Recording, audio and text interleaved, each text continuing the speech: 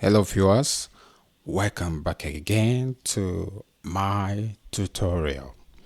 Yeah, we want to concentrate on the range function, and this is because most of the things you will be doing or most of the challenges you'll be solving might require you to make use of the range function. So having said that, what is actually the range function? The range function takes in a, a required argument, and that required argument is the stop argument.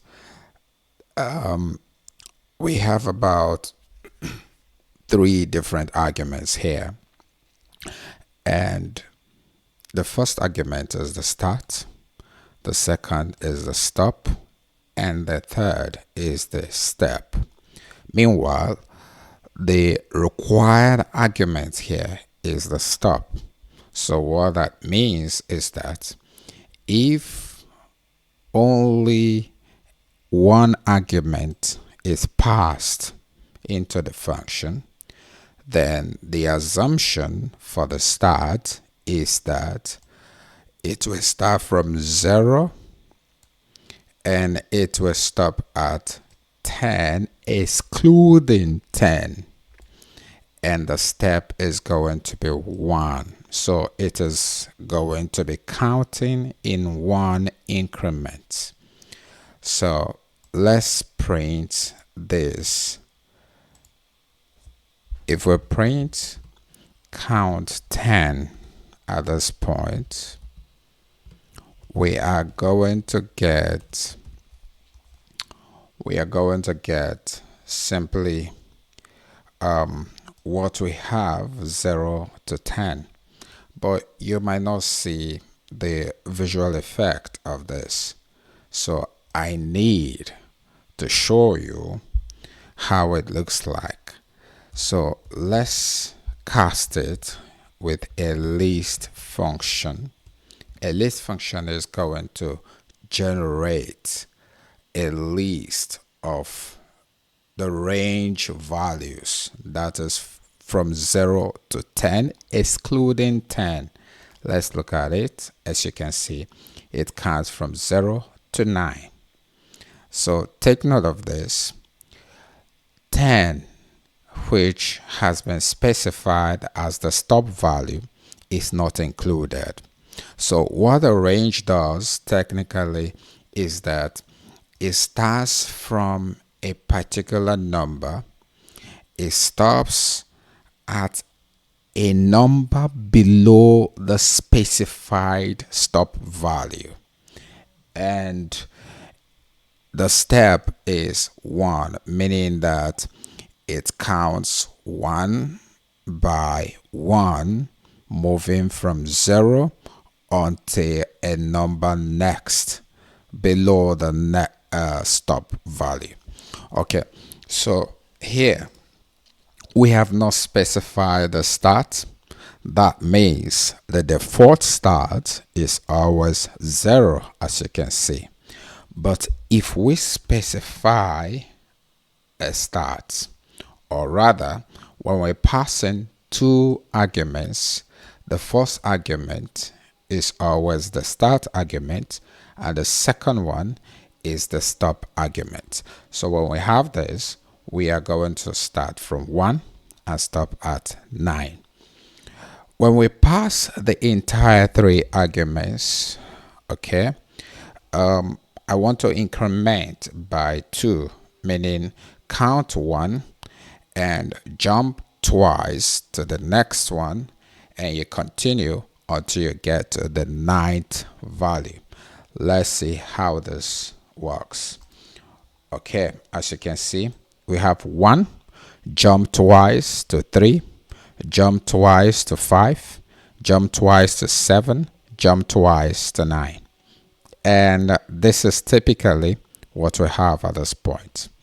Now, the next thing we are going to look at, simply visualizing with a list, which we have actually done typically. Having said this, let's jump straight to generating negative numbers with the range function. If we want to generate negative numbers, okay, I'm going to say count 10 negative. So I want to actually count negative numbers, okay, maybe between negative 10 all the way to -1. If I'm counting this way, it means that -1 is not going to be included in my stop. So it's more like I'm going to stop at -2. Let's work this out.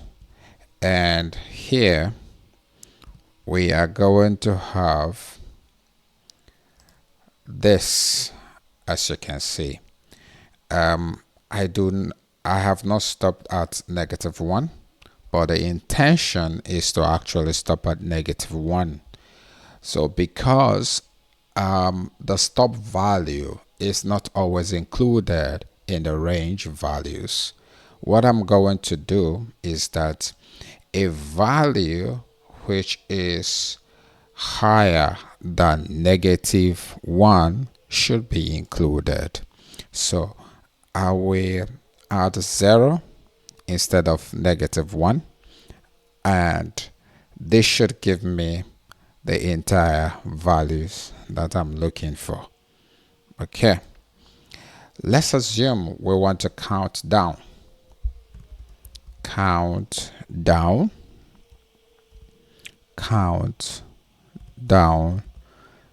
10.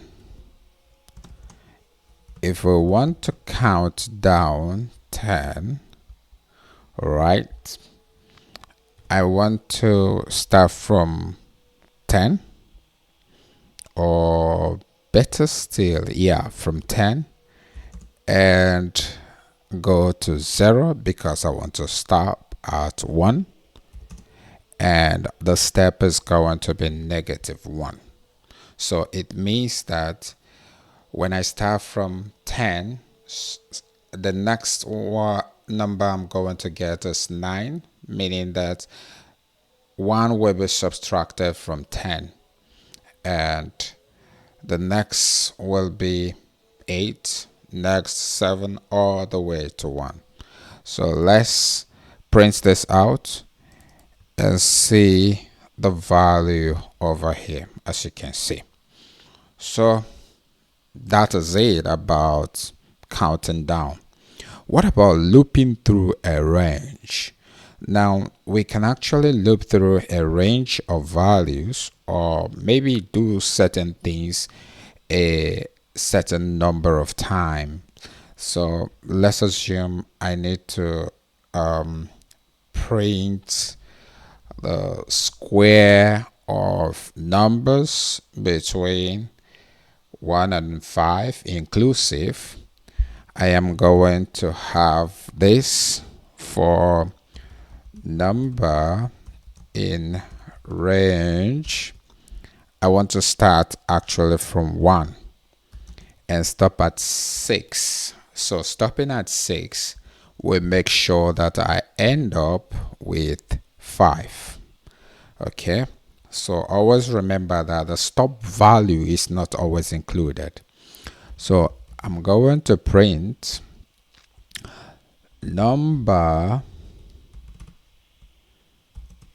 okay, number equals number square. And when I print this, we are going to say this. Sorry, I need to remove this so that we can see only the answers we need. So we have 1 gives you 1. That's 1 square is 1. 2 square is 4. 3 square 9. 4 square 16. 5 square 25.